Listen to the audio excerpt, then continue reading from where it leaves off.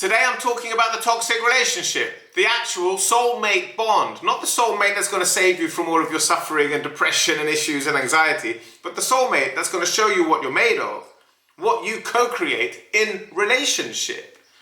What you're going to find is the exposing of the patterns you developed to get needs met and to be seen and to keep safety through attachment, interlocking with those same patterns of your mirror, your partner, your soulmate. Unconsciousness isn't aware that we molded and fragmented and broke into a million pieces to survive emotional turmoil as children. So we're just running around planet Earth thinking we know what we're doing. We've got exams passed and we've got a job coming. We're buying a new car and this is the human experience. And maybe you had one or two lovely experiences with partners like I did. I had two wonderful girlfriends before I even knew what a toxic relationship was. And then suddenly I found myself unable to remove myself from a situation that was seriously damaging. I had a broken nose, kicked in the you-know-what, smashed window in the van, constant yelling and screaming, real suffering. What the hell was that when I finally managed to pull myself out of it? 4 years later, a similar situation. What's going on? 2 years into it, she sends me a video from Teal Swan. I don't remember which one it was. She wanted me to change for her to be comfortable. It was her attempt to change me through this video. And I was sitting there watching it going, what is this? This is the information I've been waiting for. I was conscious, but I was stuck, real stuck. Now that I've been through 3 and I'm currently transforming the 3rd, I can tell you confidently that this is your spiritual growth. These people come to us to reflect to us that our need for survival doesn't serve us anymore. That the patterns we've adopted to keep closeness safe are what we're using to keep this relationship safe, because we still associate love with attachment and survival. You're still in your childhood, infant circuitry of the mind and attachment. And if, like me, childhood was seriously distressing, lonely, depressed, then this feels very much like home, doesn't it? And now we're attached. I was in a new city with very little money. I was in Barcelona. I didn't know I had power. I just thought this is how it is. I could feel something was up. That every time I tried to leave her, I walked back. Why? Abandonment wounds. They take years of healing. It's not like one breakup and you've dealt with your abandonment wounds. It's a big wound for most of us. Feelings of guilt and shame for choosing ourselves. Even in healthy relationships with friends or siblings, when my needs are getting met, I feel a huge wave of guilt to be seen. It's like I'm controlling or manipulating, but I've actually spoken genuinely, kindly, non-violently, as a request, and my need gets met, I still feel guilt. So what's it going to be like when you choose yourself and leave a relationship? Abandonment, grief, loneliness, failure, plus what they might do to self-preserve their identity when we leave them. The fear of that, the fear of the guilt and shame, their reactions are going to trigger in us. So we choose rather to be coupled up and suffer than to choose ourselves and grieve. So a question I get asked a lot is that when to stay and when to leave a toxic relationship. If it's your first shocking, distressing, confusing toxic relationship, I might add that all of those feelings I just describe your childhood. You're recreating your childhood. This isn't happening now. These are what old programs in your mind and traumas that are on pause, frozen in time, unresolved, means they're still there, conducting your life. They are creating this scenario. for you to remember your suffering, your childhood. Has nothing to do with the partner you're looking at. Unfortunately, they do still actually exist as a human, and there can be some serious damage done, as I experienced. But the scenario is your childhood, with somebody else playing the role of mother or father as your sexual partner. There's a lot more invested. You could have a family with this person, shared finances, and now suddenly you don't know that you have power in a situation where you're deeply, deeply, deeply distressed. These are the relationships, the first ones, that you absolutely have to leave. Have the courage to face your abandonment, your guilt and your shame and your grief, and really grieve it. It's dark.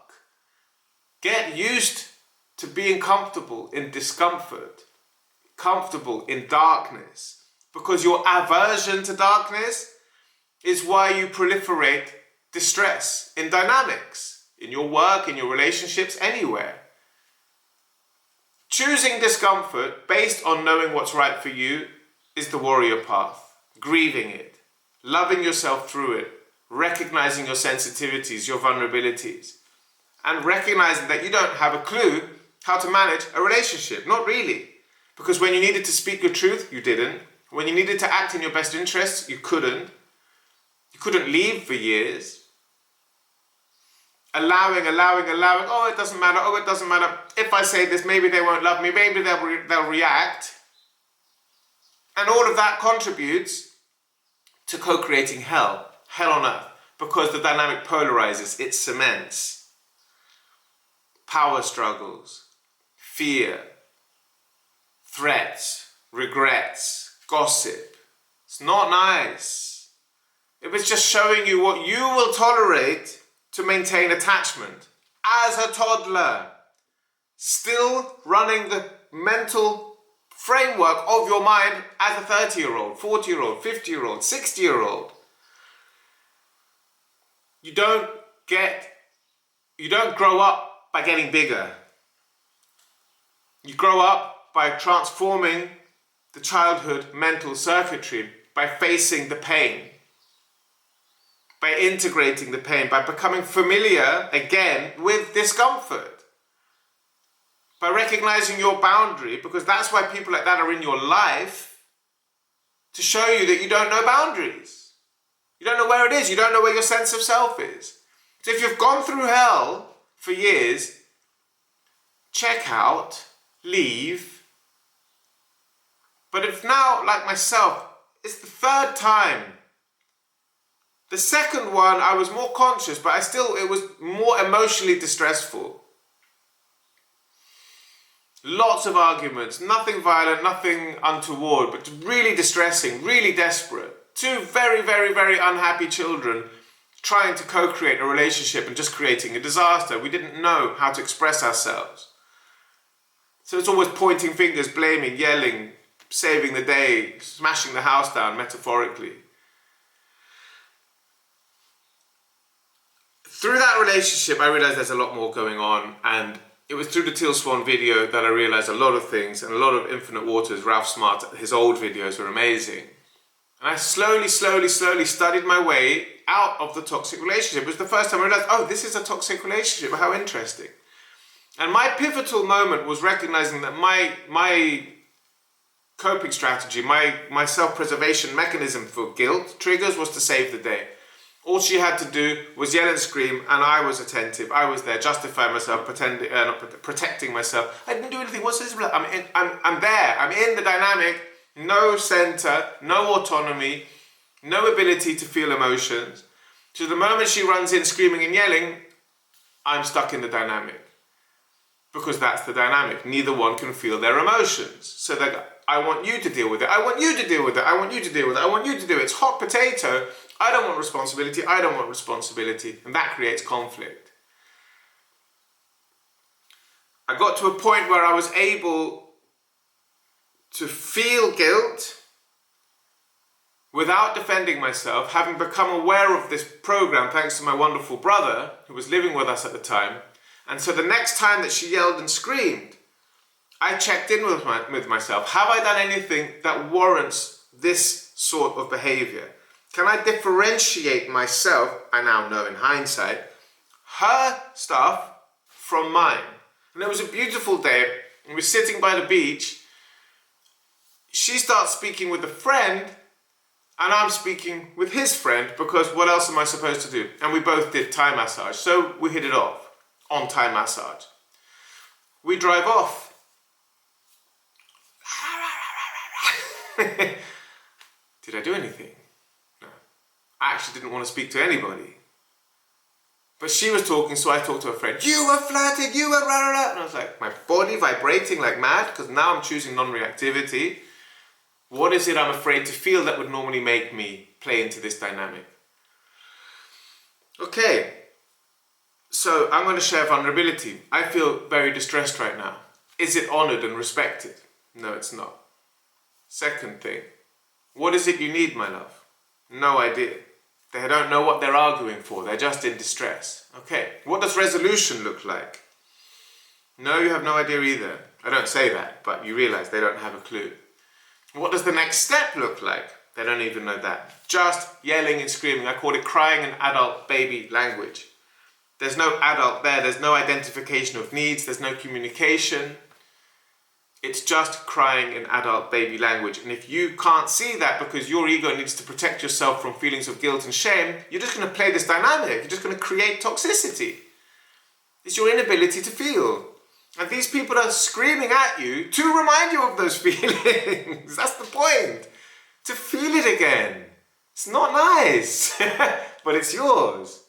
And you need to be able to recognize your own feeling signatures to navigate this human body in this dimension based on your intuition and emotions. That's the whole point of the toxic dynamic. It's waking us up on a million levels. Where are your boundaries? They're going to help reveal them because they're going to keep coming in and in and in and in. And yet you get angry. Okay, that's where your boundary was, but a little bit too much in. So how do you express a boundary? I don't feel like talking about this right now. I don't feel comfortable right now. I don't feel safe right now. I can't engage with this right now. You never talk about the other person. I've worked with hundreds of people. Yeah, I gave a boundary. Tell me the boundary. You can't do this. It's not a boundary. When you do this, not a boundary. Every single time I shut them up within 3 seconds of talking because it's never a boundary. They always talk about you. If you do that again, I'll leave you. If you do that again, you can say, when you do that, I feel scared.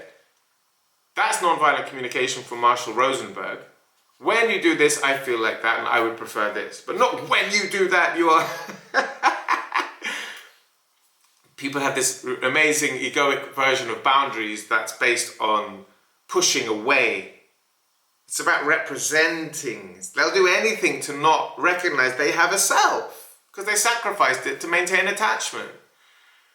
All of the toxic relationship, narcissistic, codependent dynamics, anxious, avoidant, it's all based in your family dysfunction. The whole world is tearing themselves apart because we haven't got a healthy family unit in the West and the Middle East and probably places in Africa or all over and Asia. Okay, the whole planet except for a few tribes in the jungle somewhere.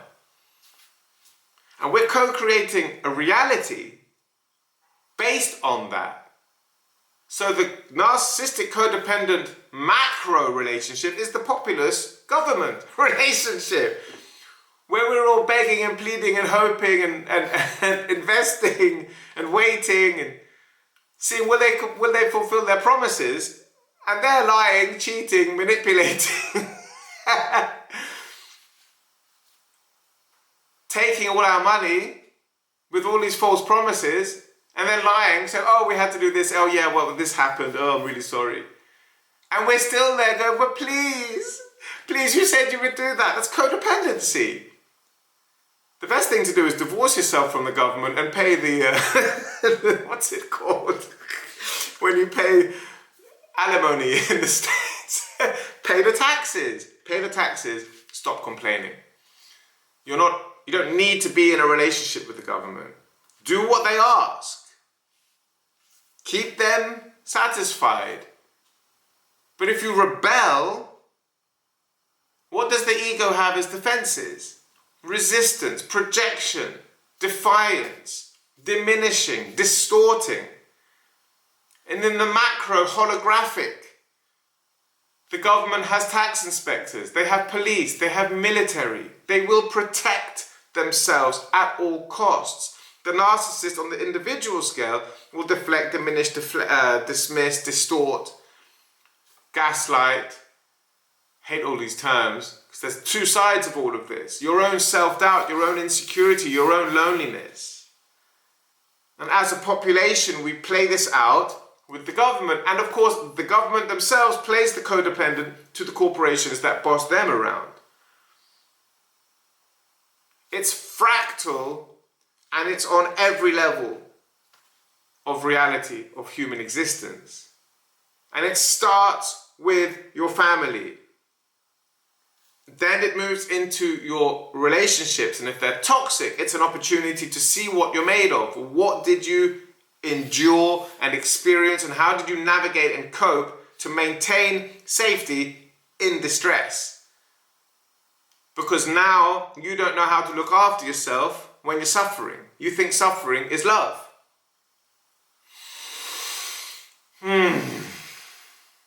If it's your third or fourth toxic relationship, though, now it's time to step up. It's time to face what you're made of and start speaking your truth. Start not giving a damn if they leave you or threaten to leave. Feel those emotions. They're yours. Remind yourself. But don't do it aggressively. Know that your side of the table is clean. I would prefer if we did things like this. Personally, I don't like that very much. I don't appreciate being insulted or called names because I would like us to be a team. I'd like us to be on the same page. Call it out. And at the beginning, if you can't do it the non-violent way, it doesn't matter. If you're playing small, just pick it up a little bit. Don't pendulum swing too much. If they respond well to you speaking your voice, honor that. Don't become the bossy, controlling one. We're trying to be a team here. The universe is trying to harmonize itself. God wants to know itself, not resist itself. Why he invented the ego? I don't know. Bad joke. Good one though. Very good one. This was a flow state communication to you. I hope I gave some useful information to help you become clearer on what's going on.